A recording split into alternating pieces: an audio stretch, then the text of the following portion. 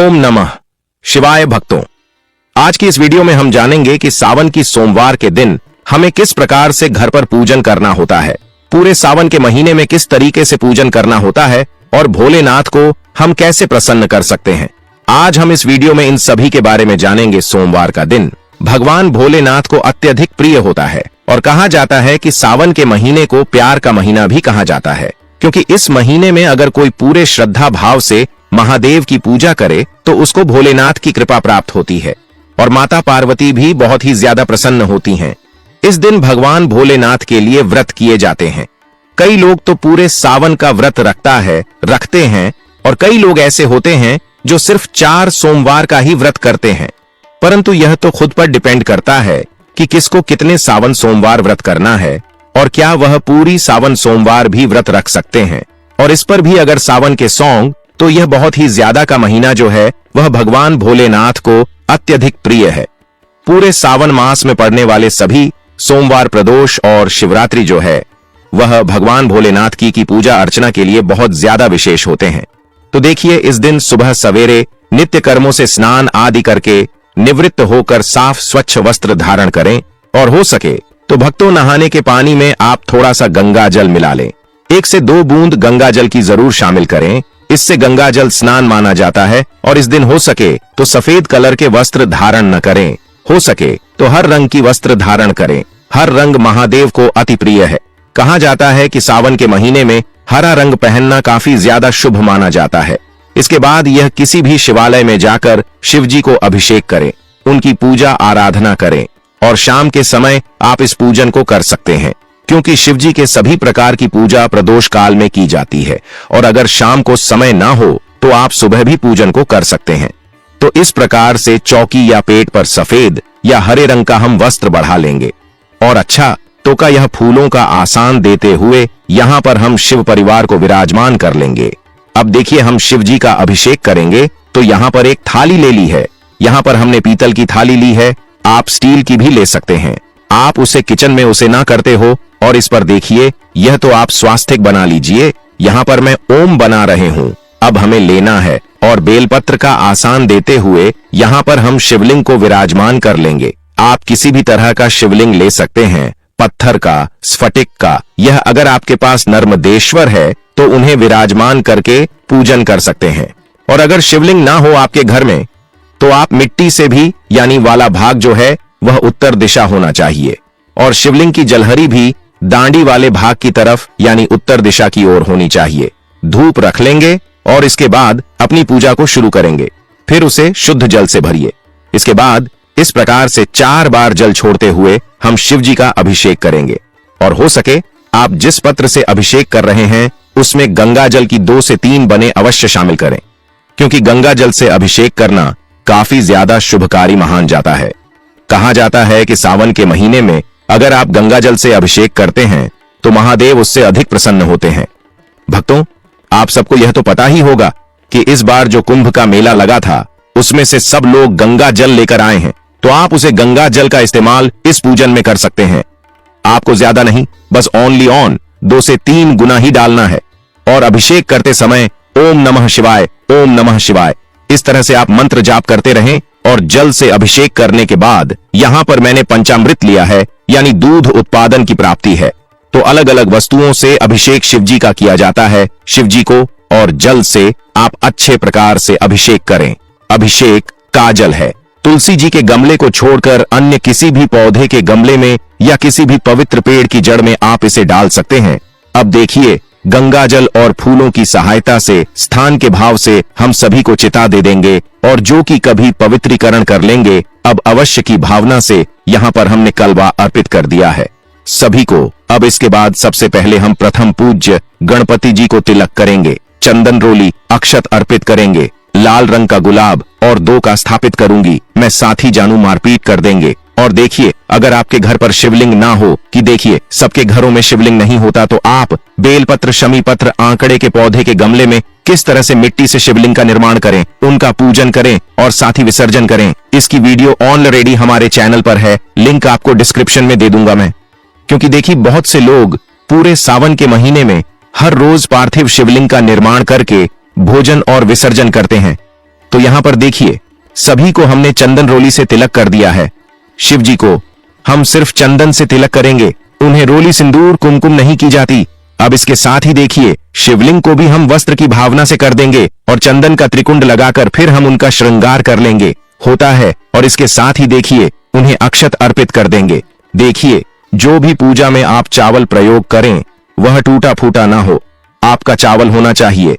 कहा जाता है कि शिवलिंग पर खंडित चावल नहीं चढ़ाए जाते, तो इस बात का विशेष कर ध्यान रखें कि चावल टूटे फटे ना हो। आप एकदम स्वच्छ चावल ही ले और चावल को थोड़ा गीला करके आप शिवलिंग पर अर्पित करें। इसके बाद हमें लेने हैं कुछ बेलपत्र। तो इस प्रकार से देखिए, डांडी तोड़कर चंदन से ठीक कर चिकनी साइड से हम बेलपत्र को समर्पित करेंगे।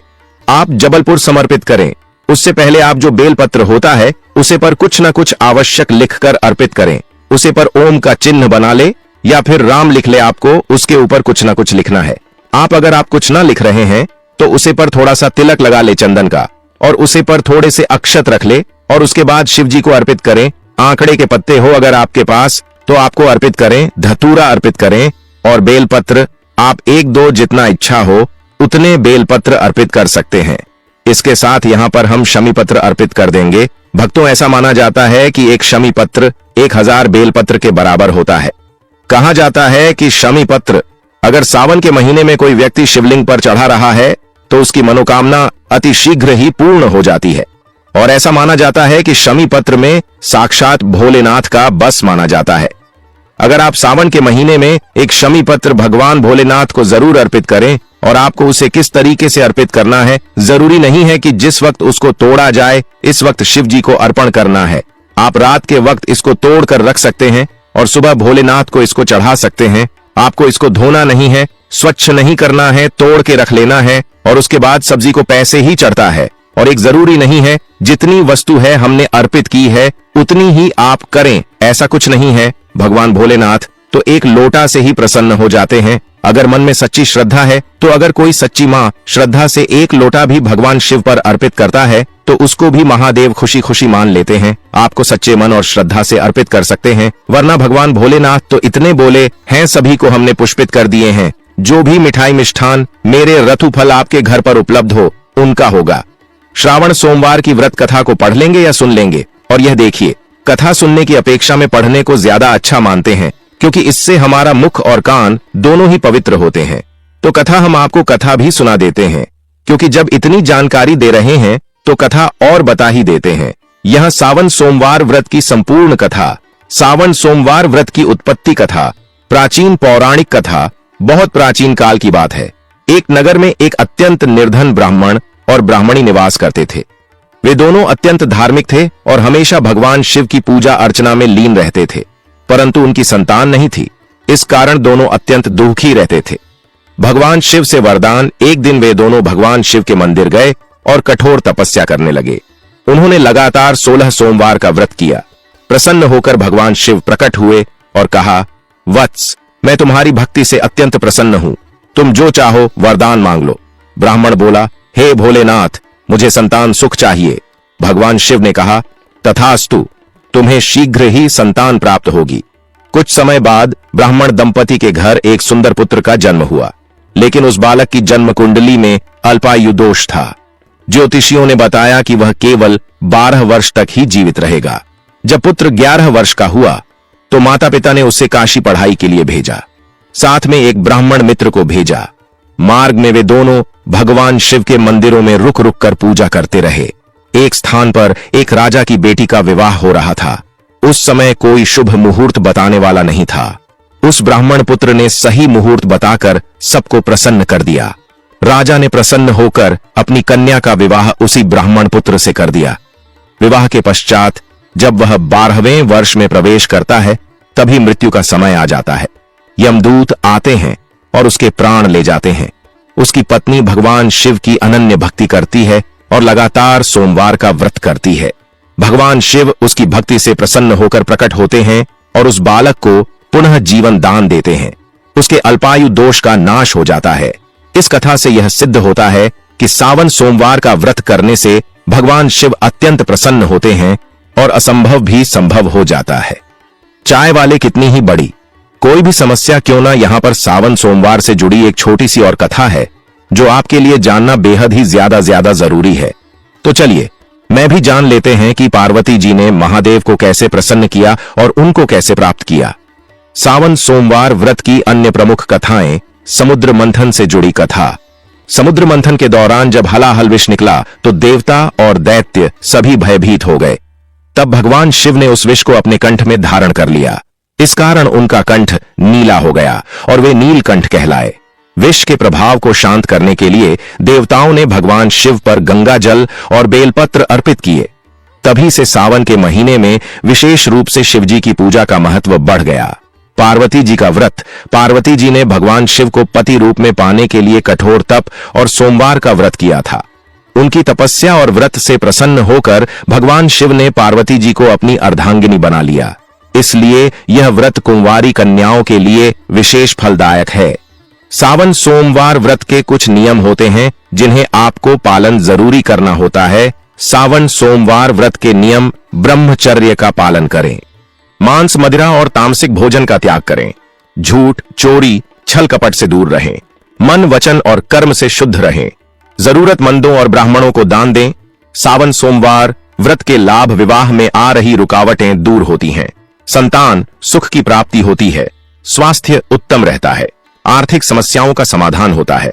मन, मस्तिष्क और आत्मा की शुद्धि होती है। मोक्ष की प्राप्ति होती है। सावन सोमवार से जुड़ी मान्यताएं।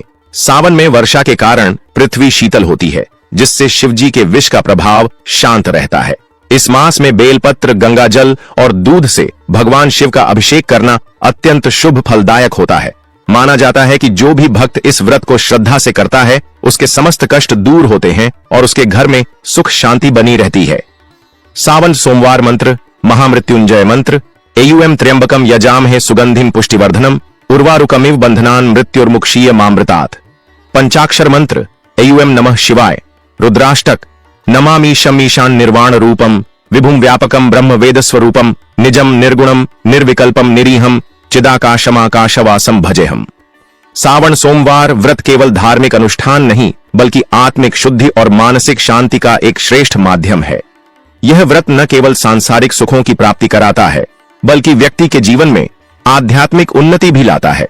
सावन का महीना भगवान शिव को अत्यंत प्रिय है। इस मास में भगवान शिव की विशेष पूजा अर्चना का विधान है। विशेष रूप से सावन सोमवार का व्रत करने से मनचाहा फल प्राप्त होता है। यह व्रत अविवाहित कन्याओं के लिए उत्तम माना जाता है। मान्यता है कि इस व्रत से कन्याओं को मनचाहा वर मिलता है और विवाहित महिलाएं अपने पति की लंबी उम्र और सुख समृद्धि के लिए यह व्रत करती हैं। सावन सोमवार व्रत का महत्व। सावन के सोमवार भगवान शिव की उपासना के लिए सर्वश्रेष्ठ दिन माना गया है। जो भी श्रद्धालु इस व्रत को विधिपूर्वक करता है उसे सभी मनोकामनाओं की पूर्ति होती है। यह व्रत विशेष रूप से विवाह, संतान, धन, स्वास्थ्य और समृद्धि के लिए किया जाता है। इस व्रत से जन्म जन्मांतर के पापों का नाश होता है और मोक्ष की प्राप्ति होती है। इसके साथ ही व्रत से संबंधित कई ऐसी जानकारियां हमें प्राप्त होती हैं जो मैं पहले से पता नहीं होती। तो इस प्रकार से कथा संपन्न करने के बाद हाथ के पुष्प या अक्षत को भगवान के चरणों में छोड़ देंगे और यह जो जल का लौटा हमने रखा था तो आप 2 बेल पत्र ले ले भोग के लिए। और देखिए जिस तरह से हम भगवान विष्णु के भोग में तुलसीदास और गणपति जी के भोग में दुर्गा डालते हैं, इस तरह से भगवान भोलेनाथ के भोग में कपूर से आरती करूंगे, क्योंकि भगवान भोलेनाथ को कपूर भी अत्यंत प्रिय होता है। आप चाहे तो नॉर्मल दीपक से भी आरती कर सकते हैं या फिर जो दीपक हमने प्रचलित किया था स्टार्टिंग में उससे भी आप बड़े ही प्रेम पूर्वक गणपति जी की, भगवान शिव शंकर की माता पार्वती की, समस्त शिव परिवार की आरती उतार सकते हैं। और आरती करने के बाद अपनी इच्छा और सामर्थ्य के अनुसार आप कुछ दक्षिणा अवश्य निकाल दें। इससे पूजा में रही कमियां संपूर्ण हो जाती हैं। और सीधे हाथ में थोड़ा जल लेकर चौकी के आसपास 3 बार फिर जाकर भगवान भोलेनाथ से पूजा में रही कमियों के लिए क्षमा याचना कर ले तो उम्मीद करते हैं सावन सोमवार को जरूर पसंद आएगी। वीडियो अगर अच्छी लगी हो तो इसे लाइक शेयर करें और इसी तरह की वीडियो देखने के लिए चैनल को सब्सक्राइब कर लें। भक्तों, जाते जाते हम यहाँ पर आपको एक महत्वपूर्ण जानकारी भी दे देते हैं। सावन मास में शिवलिंग पर क्या चढ़ाने से कौन सा लाभ प्राप्त होता है, तो चलिए वह भी जान लेते हैं। हमने इतनी पूजा पाठ की है और हमें इस बात का तो ज्ञान होना ही चाहिए कि हमें किस चीज से चढ़ाने से कौन सा लाभ प्राप्त होता है।